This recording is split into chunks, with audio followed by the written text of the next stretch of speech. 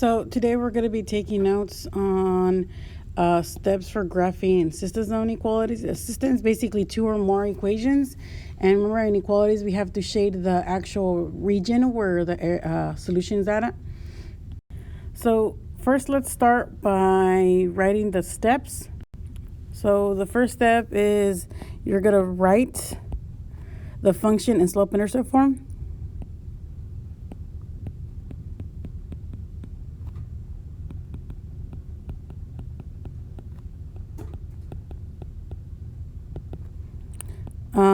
And remember, the slope-intercept form is y equals mx plus b. But instead of an equal sign, you're going to have an equality symbol. Second step, we're going to identify the slope, which is our m, and our y-intercept. We're going to identify the slope, which is our m, and our y-intercept, which is our b. That's our second step.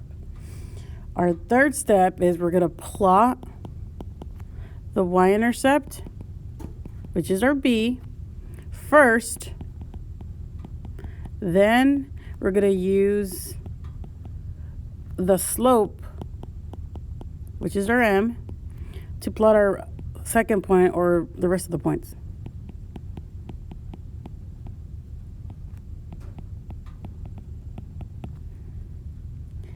Four, we're going to identify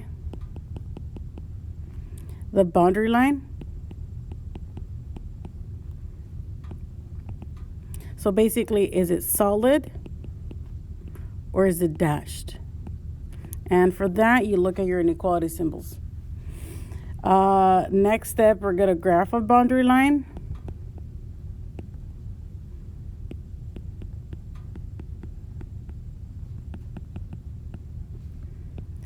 Sixth step,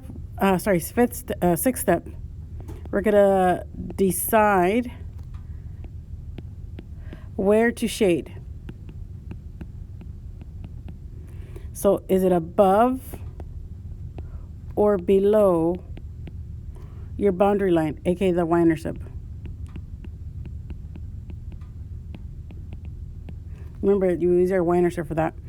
And last step is we're going to identify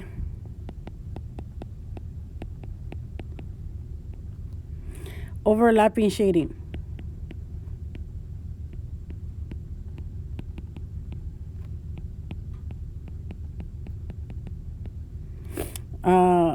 That is the solution set.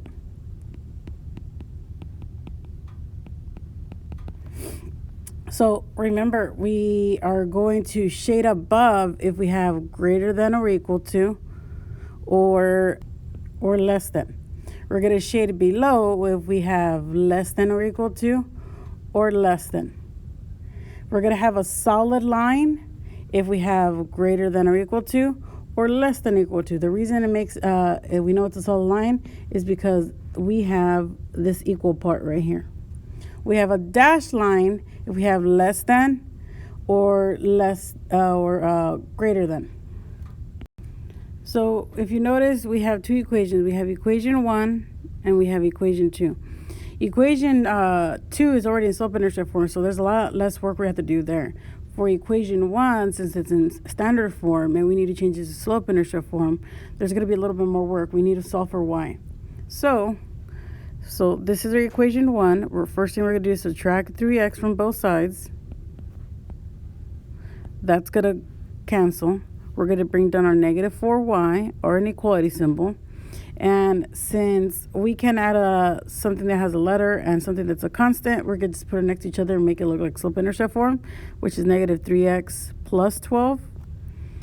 Then we're going to divide every single piece by the negative 4. And remember, in inequalities, when you divide or multiply by negative, the inequality symbol changes. So this is going to change to greater than. And now the 4s are going to reduce to a positive invisible 1. And a negative divided by a negative is a positive 3/4 x. A positive 12 divided by negative 4, it's going to be negative 3. So that means that my B is -3 and my slope is 3/4, which means you're going to go up 3 boxes, 4 to the right from our y-intercept. Okay. For our second equation, equation number 2, it's already in slope-intercept form, so all we have to do is identify stuff, which is our B and our M. But before we do that, I forgot that this symbol tells us two things. It tells us that it is it's a dashed line, and we're going to shade above the y-intercept. For equation 2, we know that our y-intercept is 4, and our slope is -1/1, which means down 1 box and to the right from this 4 right here. We also know that this symbol tells us it's a solid line because it's less than or equal to. And we also know we're going to shade below the y-intercept. Okay, so let's start with graphing equation 1, and I'll graph it in red. We have -3, so that's our y-intercept. And that from that point, remember, our -3 is this y-intercept right here, our B. Then we're going to use the M. That means from this point, we're going to go up 3 boxes and 4 to the right. If we do that, that means 1, 2, 3, 1, 2, 3, 4. We're going to have a point right there. And if you cannot make a straight line, I will keep doing that. Up 3, 1, 2, 3, 1, 2, 3, 4, 4 to the right. If you want points, remember, these directions are points to the right of your y-intercept. If you want points to the left of that y-intercept, you have to reverse both these directions. So instead of going up, I go down. Instead of going to the right, I go left. So I'm going to have 1, 2, 3, 1, 2, 3, 4. That's another dot. 1, 2, 3, 1, 2, 3, 4. And then now I could make my dash line.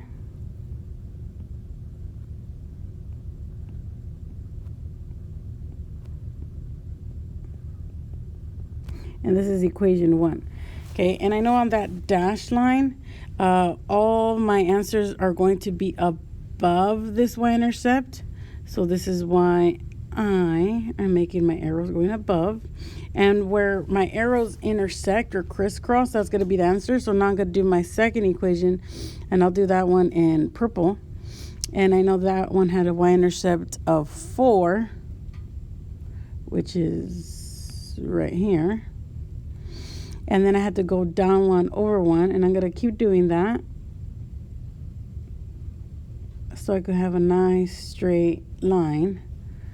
And I'll do that on this side also. And that one we know was a solid line, so I'm going to attempt to make a solid line through all those points. And then for that one, I'm going to shade below my y-intercept. So this is my y-intercept right here. So anything below that is going to be my answer. And where I see the arrows crisscrossing, and if you notice, they are crisscrossing in this area right here. So my answer is all of this section right here. This section is where my solution's at. My solution includes all the points in here and all the points on this purple line, but do not include the points on this dash line because that's just a boundary line and not part of the answer. This is also a boundary line, but this, because it's solid, it is part of the answer. Okay, now that we have that, now we have to figure out if any of these are part of our solution set. This is our solution set. So let's see, 0, 0. 0, 0 is right here. So that is part of our solution set. For -5, so we have +4 and -5 down here. Nope, that's not part of our solution set, so I'm not going to circle that one. Next one is 2, 6. We have 2 and 6 is up here, not part of our solution set. And then we have -3 and 5, which is right here, which is part of our solution set. That's part of our answer. We have our next equations. We have equation 1 and equation 2. And if you notice again, this time equation 1 is not in standard form, but equation 2 is. So let's start working on equation 1. So equation 1, we're going to subtract 2x from both sides.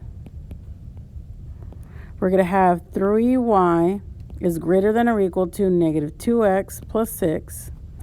We're going to divide everything by 3. But if you notice, this time, our number that we're dividing by is positive. So that means this inequality does not change.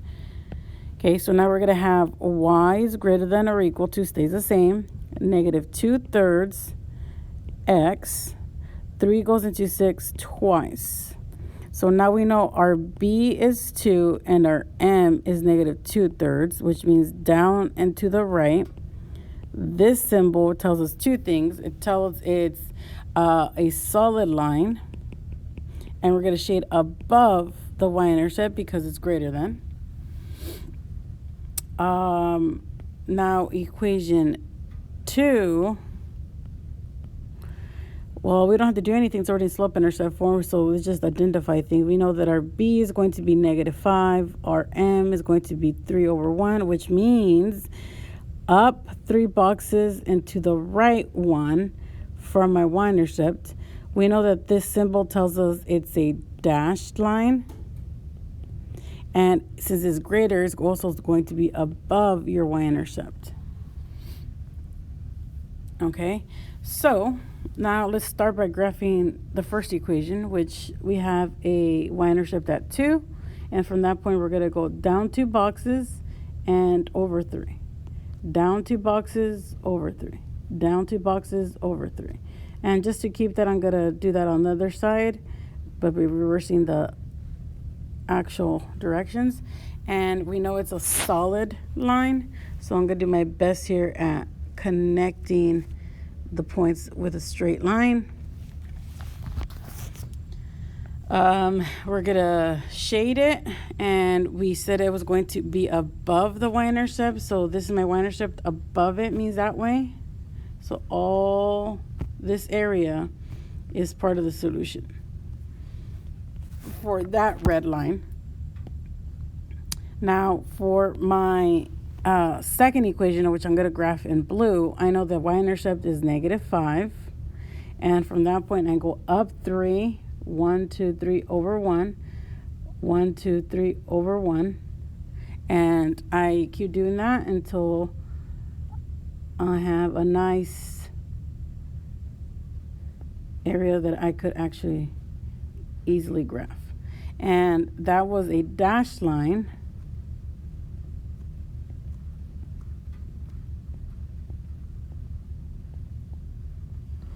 And my answers for that one were also above the y-intercept. So this is my y-intercept, and it's going to be all the answers above that y-intercept.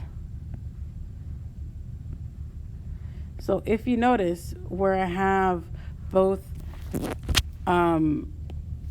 red and blue is in this area, so this would be my solution set. So all this piece right here would be my solution, this area. So I like to say that that has my solution right there. I know you can't really see my blue arrows, but let me see if I can make them again so you can see them nicer. So that area is my solution set. So now let's check if any of these are part of the solution. So let's start with the 0, 0. So well, 0, 0 is here. It works for the blue, but doesn't work for both of them. So that's not a solution set. 0, 6, 0, and 6. So that's 3, 4, 5, 6. Yep, that's in the solution set. That works for both. And then we have negative 4, 8. So negative 4 and positive 8. And 8 would be somewhere here. So that's a solution set.